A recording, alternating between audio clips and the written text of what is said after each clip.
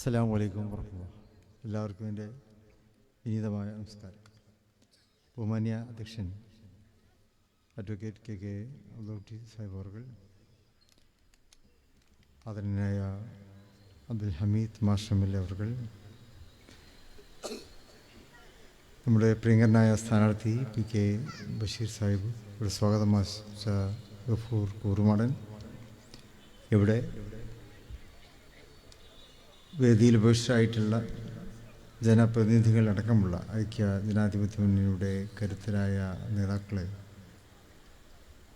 ഈ സദസ്സിൽ ഏറ്റവും വലിയ സാന്നിധ്യമായി സദസ്സിൻ്റെ അലങ്കാരവും ഭംഗിയും തീർത്തുകൊണ്ട് ഇവിടെ എത്തിച്ചേർന്നിട്ടുള്ള ഏറ്റവും പ്രിയപ്പെട്ട സഹോദരി സഹോദരന്മാരെ, സുഹൃത്തുക്കളെ,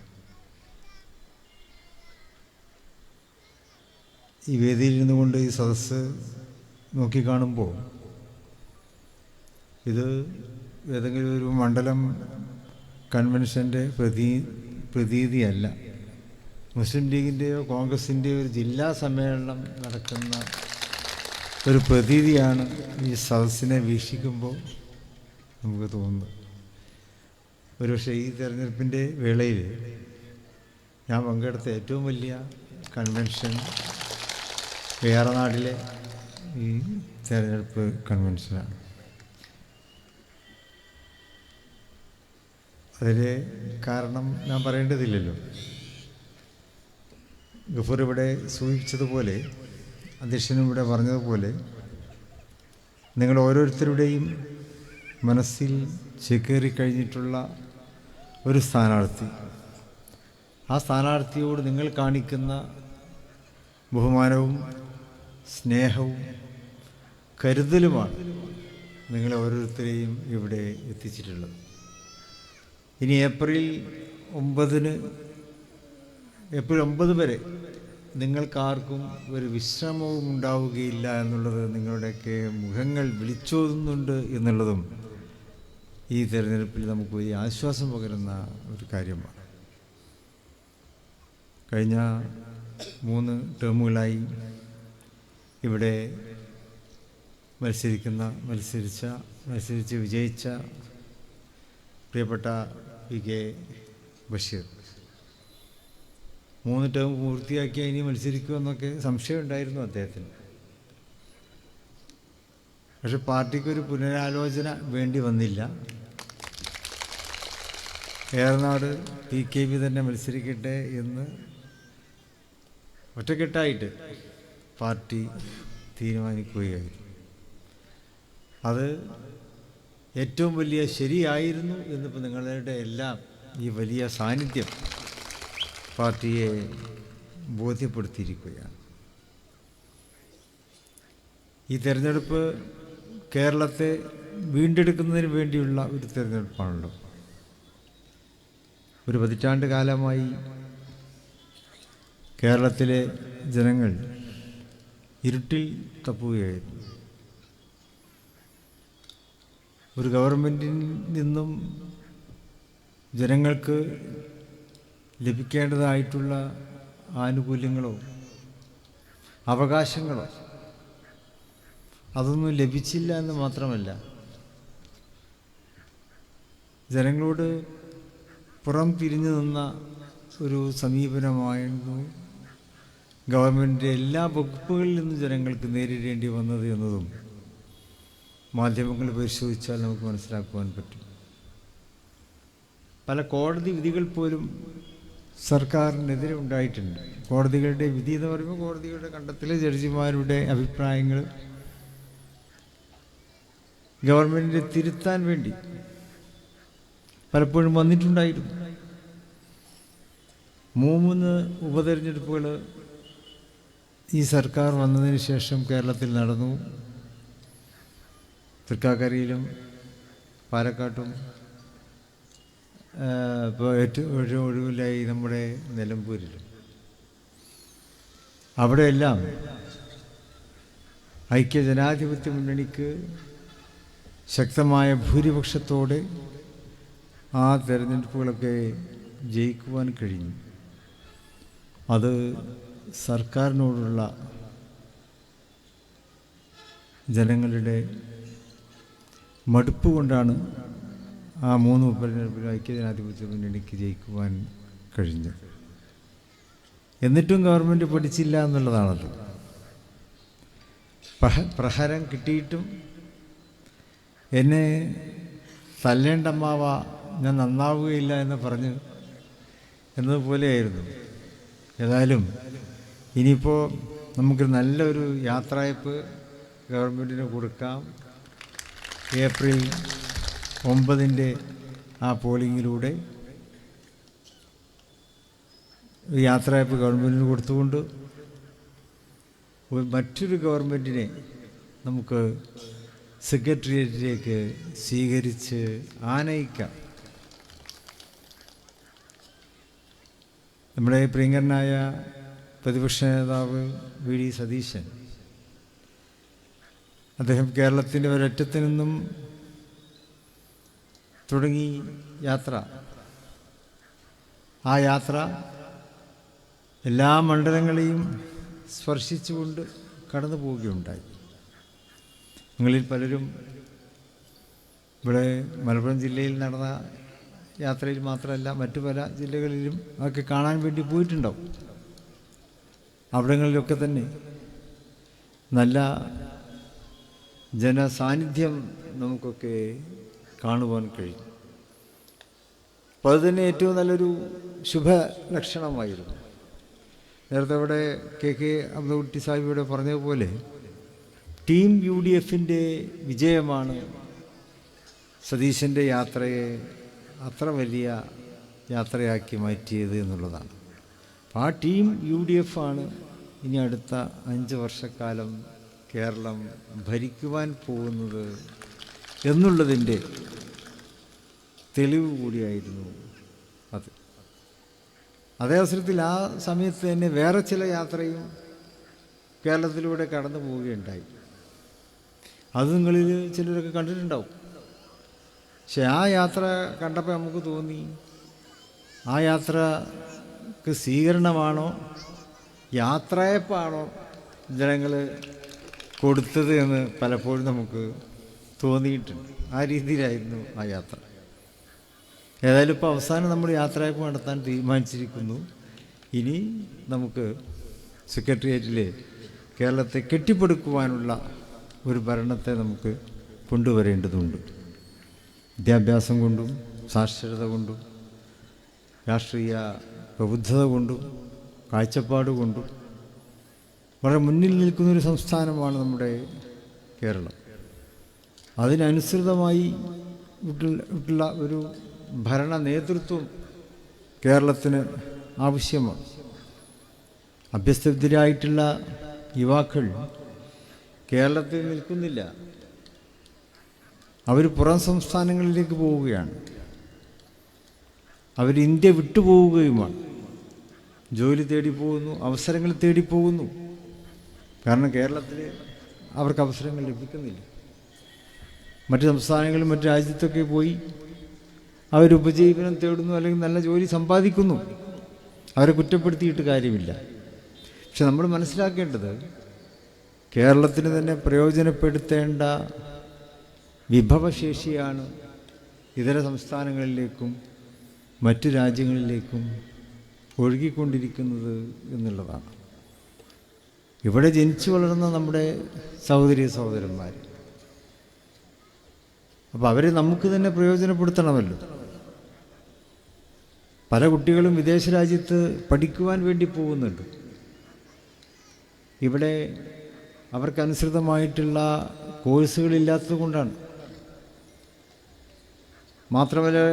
മാത്രമല്ല പലപ്പോഴും ഇവിടെ വർദ്ധിച്ച ചെലവും, താങ്ങാനാവാത്ത ചെലവും അവർക്കുണ്ടാവും പഠനത്തിൻ്റെ കാര്യത്തിൽ.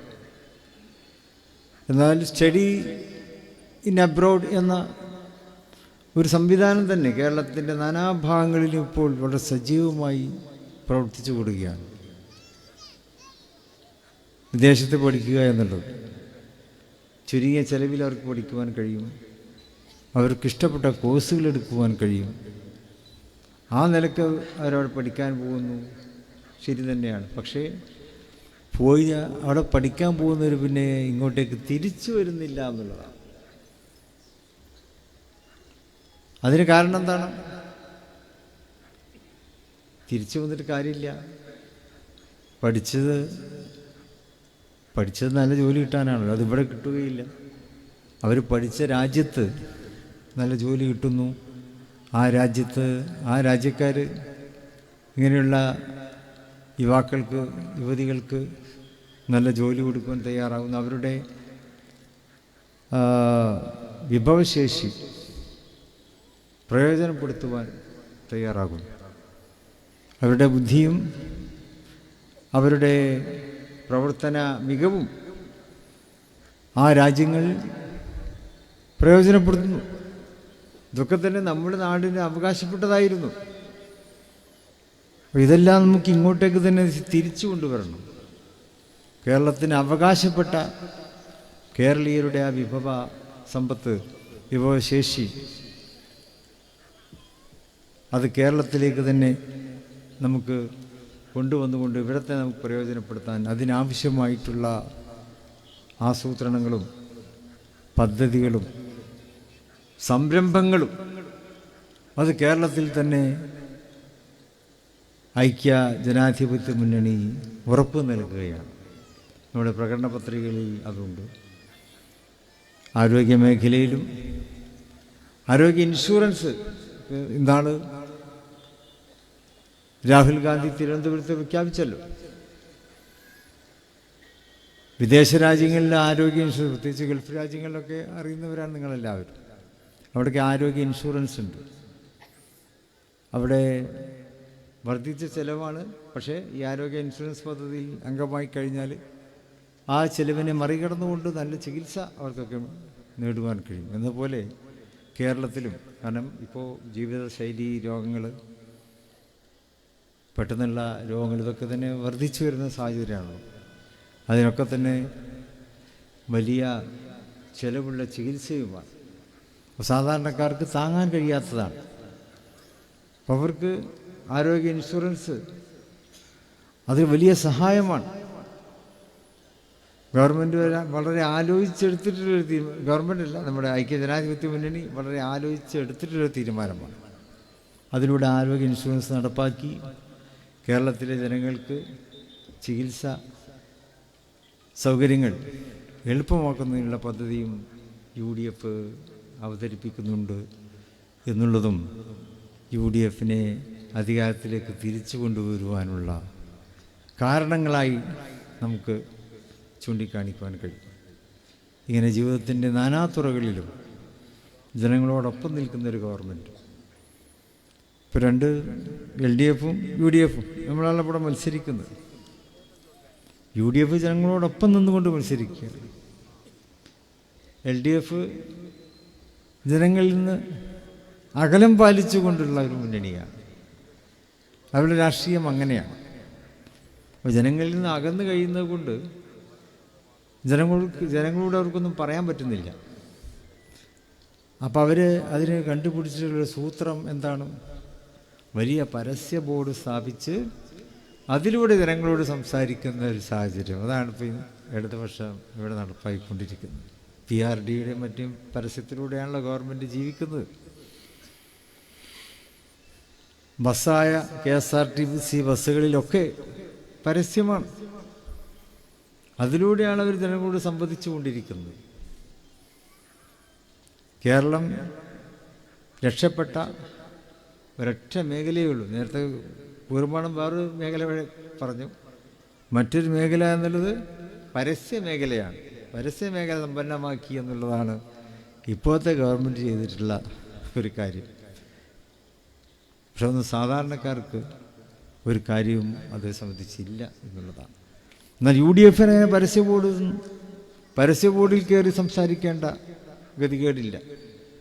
ജനങ്ങളുടെ തോളിൽ കൈയിട്ടുകൊണ്ടാണ് നമ്മൾ നമ്മുടെ ആശയങ്ങളും നമ്മൾ നമ്മുടെ ആവശ്യങ്ങൾ, നമ്മൾ നമ്മുടെ ആനുകൂല്യങ്ങളെക്കുറിച്ചുള്ള സംസാരവും ജനങ്ങളോട് ചേർന്നതുകൊണ്ടാണ്, അവരോട് സംസാരിച്ചുകൊണ്ടാണ്, മർമറിങ്ങിലൂടെയാണ് നമ്മൾ നമ്മളുടെ ആവശ്യങ്ങളെക്കുറിച്ച് അവരോട് പറയുന്നത്, അവർക്ക് ചെയ്തു കൊടുക്കാവുന്ന സേവനങ്ങളെക്കുറിച്ച് നമ്മൾ അവരോട് പറയുന്നത് ഹൃദയത്തിൽ തട്ടി സംസാരിച്ചു കൊണ്ടാണ്, മുഖത്തോട് മുഖം നോക്കി സംസാരിച്ചത് കൊണ്ടാണ്. മുഖത്തോട് മുഖം നോക്കി സംസാരിക്കുമ്പോഴാണല്ലോ അത് ഹൃദയത്തിൽ തട്ടുന്നത്. ഇന്നത്തെ ഒരു ബുദ്ധിമുട്ട് വെച്ചാൽ നമ്മളിങ്ങനെ അടുത്തടുത്ത് ഇരിക്കുന്നുണ്ടാവും എല്ലാവരും, പക്ഷെ എല്ലാവരുടെ കയ്യിലും ഫോണാണ്. ഫോണിലൂടെ എവിടെയോ ഉള്ള ആൾക്കാരോട് അങ്ങനെ സംസാരിച്ചുകൊണ്ടിരിക്കും. എന്നാൽ അടുത്തിക്കുന്ന ആൾക്കാരോട് ഒന്ന് രണ്ട് വാക്ക് പറയാനൊന്നും നമുക്ക് നേരം കിട്ടുകയില്ല. അപ്പം അതുകൊണ്ട് തന്നെ ഹൃദയത്തിൽ തട്ടിയ സംസാരം പലപ്പോഴും കുറവാണ്. അതേ അവസരത്തിൽ ഐക്യജനാധിപത്യ മുന്നണിയുടെ രാഷ്ട്രീയം എന്നുള്ളത് ജനങ്ങളോട് നേരിട്ട് സംസാരിച്ചുകൊണ്ട്, പരസ്പരം കണ്ണിൽ നോക്കി സംസാരിച്ചുകൊണ്ട് ഹൃദയപൂർവമായ ബന്ധം സ്ഥാപിക്കുകയാണ് ഐക്യജനാധിപത്യ മുന്നണി ചെയ്യുന്നത്. അതുകൊണ്ട് തന്നെ അടുത്ത 5 വർഷക്കാലം ഐക്യജനാധിപത്യ മുന്നണി കേരളം ഭരിക്കും എന്ന് തന്നെ നമുക്ക് ഉറപ്പിക്കുവാൻ സാധിക്കും. അതിനുള്ള ഒരു തുടക്കമായി അതിൻ്റെ ഏറ്റവും നല്ല ഒരു ആ കാര്യത്തിലേക്ക് നമുക്ക് നടന്നെടുക്കുന്നതിന് വേണ്ടി ഏറനാട് നിയോജക മണ്ഡലത്തിൽ നമ്മുടെ പ്രിയങ്കരനായ സ്ഥാനാർത്ഥി PK ബഷീർ സാഹിബിൻ്റെ വിജയം നമ്മൾ ഉറപ്പുവരുത്തുക. അത് നോമിനേഷൻ കൊടുത്തപ്പോൾ തന്നെ അദ്ദേഹം വിജയിച്ചിട്ടുണ്ട്. ഇനി സാങ്കേതികമായിട്ടുള്ള വിജയമാണ് നമുക്ക് ആവശ്യം. എന്നാലും നമ്മളിങ്ങനെ വീട്ടിലിരിക്കാൻ പറ്റില്ല, പരമാവധി ഭൂരിപക്ഷം വർദ്ധിപ്പിച്ചുകൊണ്ട്. കാരണം അദ്ദേഹത്തിന് നമ്മളൊരു അംഗീകാരം കൊടുക്കണമല്ലോ. ഗഫൂറും അദൂർ സാഹിബൊക്കെ അവിടെ പറഞ്ഞ പോലെ ബഷീർ സാഹിബ് ചെയ്ത സേവനങ്ങൾ പാർട്ടി വല്ലാതെ വിലമതിക്കുന്നുണ്ട്. പാർട്ടി മാത്രമല്ല, മുന്നണി തന്നെ അത് വല്ലാതെ വിലമതിക്കുന്ന കാര്യങ്ങളാണ് അദ്ദേഹം ചെയ്തത്. പ്രിയപ്പെട്ട രാഹുൽ ഗാന്ധിയും പ്രിയങ്ക ഗാന്ധിയും അവരൊക്കെ തന്നെ ബഷീർ സാഹിബിൻ്റെ സേവന മനസ്ഥിതിയെ മനസ്സിലാക്കുകയും പലപ്പോഴും അതിനെക്കുറിച്ച് പ്രകീർത്തിച്ച് സംസാരിക്കുകയും ചെയ്യുന്നത് നമുക്കൊക്കെ കേൾക്കുവാൻ കഴിഞ്ഞിട്ടുണ്ട്. അതുപോലെ തന്നെയാണ് മുന്നണിയിലെ മുസ്ലിം ലീഗും കോൺഗ്രസും RSP ഒക്കെ ഉൾക്കൊള്ളുന്ന മുന്നണിയിലെ നേതാക്കന്മാരും പ്രവർത്തകന്മാരും എല്ലാം. കാരണം ബഷീറിൻ്റെ പ്രത്യേകത എന്നുള്ളൊരു ഉത്തരവാദിത്വം ഏൽപ്പിച്ചാൽ പിന്നെ അത് നടപ്പിലാക്കിയിട്ട് അദ്ദേഹം വിശ്രമിക്കുകയുള്ളൂ എന്നുള്ളതാണ്. വയനാട് ചൂരൽമലയിൽ ആ വീടുകൾ ഇത്ര പെട്ടെന്ന് ഉണ്ടാക്കാൻ പറ്റുമെന്ന് നമ്മളാരും സ്വപ്നത്തിൽ പോലും വിചാരിച്ചിരുന്നില്ല. എന്നാൽ 2 ആഴ്ച മുമ്പ് ഈ നോമ്പിൻ്റെ തൊട്ട് മുമ്പ് നോമ്പിന് തന്നെ നമുക്ക് 50 വീടുകളുടെ പണി പൂർത്തീകരിക്കുവാൻ കഴിഞ്ഞു. അവകാശികൾക്കത് കൈമാറുവാൻ കഴിഞ്ഞു. അവിടെ ഉരുൾപൊട്ടിയ 1-ാം ദിവസം മുതൽ തന്നെ നമ്മളെല്ലാവരും അവിടെ എത്തി. ആ 1-ാം ദിവസം തന്നെ നമ്മൾ ചില തീരുമാനങ്ങളെടുത്തു. അവിടെ വീടും ഭൂമിയും സർവവും നഷ്ടപ്പെട്ടവർ, അവരെ പുനരധിവസിപ്പിക്കണം എന്നുള്ള ഇച്ഛാശക്തിയോടെയുള്ള തീരുമാനം. ആ തീരുമാനം പേപ്പറിലെഴുതി കടലാസിലെഴുതി ഒപ്പിട്ടത് കൊണ്ടായില്ലല്ലോ. അതവിടെ പ്രായോഗിക തലത്തിൽ അത് നടപ്പിലാക്കേണ്ടതുണ്ട്. അത് നടപ്പിലാക്കണമെങ്കിൽ അതിന് കഴിവുള്ള ഒരാളെ ഏൽപ്പിക്കണമല്ലോ. പാർട്ടി ഒരു കാര്യം പ്രഖ്യാപിച്ചാൽ അത് പാർട്ടി ചെയ്യുമെന്ന് വിചാരിച്ച് നമ്മൾ കാത്തിരുന്നിട്ട് കാര്യമില്ലല്ലോ. പാർട്ടി എന്ന് പറഞ്ഞാൽ ആരാണ്? ഒരുപാട് പ്രവർത്തകന്മാരുടെ നേതാക്കന്മാരുടെയൊക്കെ ഒരു കൂട്ടായ്മയാണ്. മുസ്ലിം ലീഗിൻ്റെ ചൂരൽമല പദ്ധതി അതൊരു കൂട്ടായ്മയുടെ വിജയമാണ്. അപ്പം ആ കൂട്ടായ്മയുടെ മുമ്പിൽ നിൽക്കാൻ ഒരാൾ വേണം എന്ന് പാർട്ടി തീരുമാനിച്ചു. അവിടെയാണ് നമ്മൾ പിൻ നോക്കാതെ നമ്മുടെയൊക്കെ മനസ്സിൽ ഓടിയെത്തിയ മുഖം PK ബഷീറിൻ്റെതായി. പിന്നെ വയനാട്ടുകാർക്ക് വിശ്രമം ഉണ്ടായിരുന്നില്ല എന്നുള്ളതാണ്. അവിടെ ഇങ്ങനെ മടി പിടിച്ചിരിക്കുന്ന കുറച്ച് ആൾക്കാർ എല്ലായിടത്തും ഉണ്ടാവുമല്ലോ. ബഷീർ വയനാട്ടിൽ കയറുന്നുണ്ട് എന്ന് പറഞ്ഞാൽ പിന്നെ അവരൊക്കെ സടകുടഞ്ഞ് എഴുന്നേറ്റ് കൊണ്ട് ആ പ്രവർത്തനങ്ങളുമായിട്ടൊക്കെ അവർ മുന്നോട്ട് പോവുകയാണ് പതിവ്. അതിൻ്റെ വിജയമായിരുന്നു നമുക്ക് മനോഹരമായ 50 വീടുകൾ. ഇനി 50 വീട് ബാക്കിയാണ്. എന്നാൽ ആദ്യഘട്ടം എന്നുള്ളവർക്ക് 50 വീടുകൾ നമുക്ക് എടുത്തുകൊടുക്കാൻ കഴിഞ്ഞു. ആ മനോഹരമായ വീടുകളുടെ പൂർത്തീകരണത്തിന് പി കെ ബഷീറിൻ്റെ ആ വലിയ സഹായം, അദ്ദേഹത്തിൻ്റെ സഹായം എന്നല്ല, അദ്ദേഹത്തിൻ്റെ ആ പ്രയത്നം, അത് പാർട്ടിക്ക്, മുന്നണിക്ക് വലിയ മുതൽക്കൂട്ടായിട്ടുണ്ട്. ഗവൺമെൻറ് വേറെ പദ്ധതി അവിടെ നടപ്പാക്കുന്നുണ്ട്.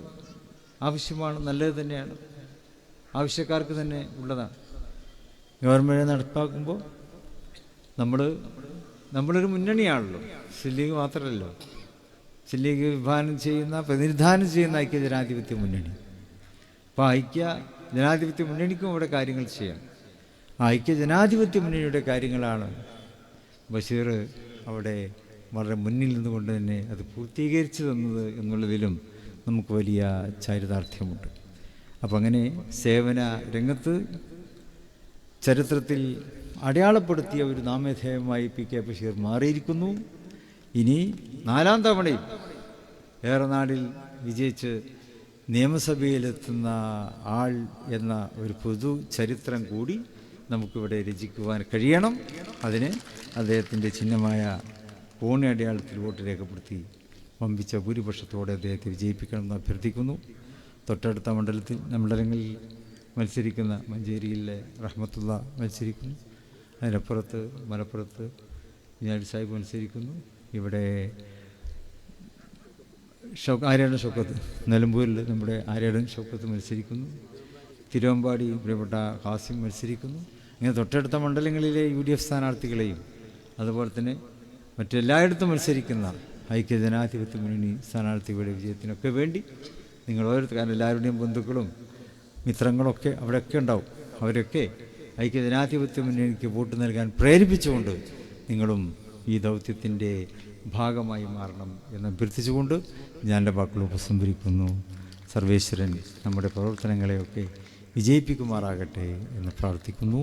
നന്ദി. ജയ്.